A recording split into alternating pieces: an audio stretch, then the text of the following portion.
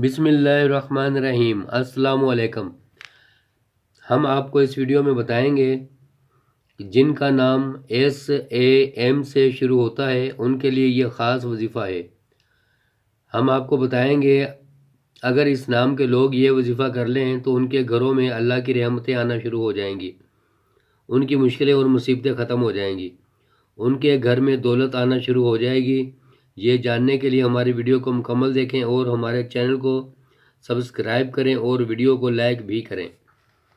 आपकी तकदीर बदल जाएगी। आप अपने बच्चों के नाम अंबिया कराम के नाम से, सहाबा कराम और औलिया अल्लाह के नाम से मिलाकर रखा करें। इसकी वजह से, नाम की वजह से घरों में बरकत और दौलत नहीं आती, लेकिन मुश्किलें ज़रूर आ जाती हैं। बुखारी शरीफ में है, एक दफ़ा हज़रत सईद बिन मुसैयब फरमाते हैं कि उनके वालिद मुसैयब ने बताया कि मेरा बाप एक दफ़ा हज़रत मोहम्मद सल्लल्लाहु अलैहि वसल्लम के पास गया तो नबी पाक सल्लल्लाहु अलैहि वसल्लम ने उनका नाम पूछा तो उसने बताया कि मेरा नाम हुज़न है, तो जिनके मायने हैं सख्ती के। तो नबी पाक सल्लल्लाहु अलैहि वसल्लम ने फरमाया तुम सहल नाम रख लो, जिसके मायने हैं नरमी के। तो हुज़न ने बोला कि ये नाम मेरे बाप ने रखा है, मैं ये नाम तब्दील नहीं कर सकता।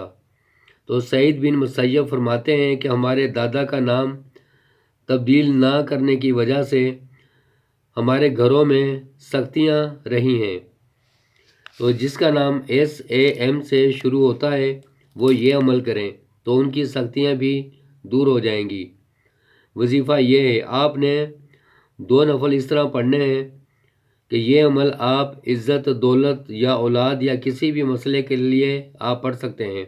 आपने सहरी के वक़्त यानी तहज्जुद के वक़्त फजर की अज़ान से पहले पहले ये अमल करना है।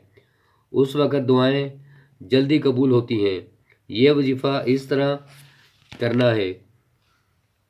मेरा नाम भी A से शुरू होता है, अरशद है। मैंने भी ये वजीफ़ा किया है, तो आप भी इस पर अमल करें। आपने 2 नफल पढ़ने हैं। उनका तरीका यह है कि आपने पहली रकात में अलहम्दुलिल्लाह शरीफ के बाद 10 दफ़ा सूरत इखलास पढ़नी है और दूसरी रकात में आपने सूरत फातिहा के बाद 10 दफ़ा सूरत इखलास पढ़नी है। 2 नफल पढ़ने के बाद आपने एक तस्बीह इस तरह पढ़नी है।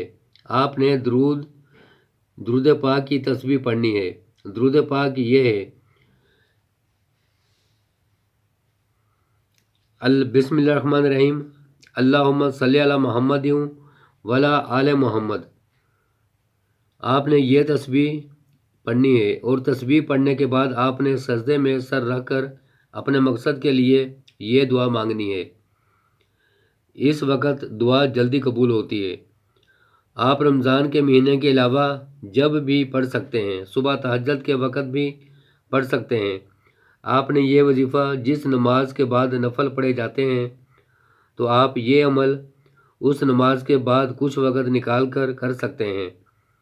आप ये अमल रोज़ाना भी कर सकते हैं या हफ्ते में एक बार या महीने में 1 या 2 दफ़ा, जितनी मरतबा आप चाहें कर सकते हैं।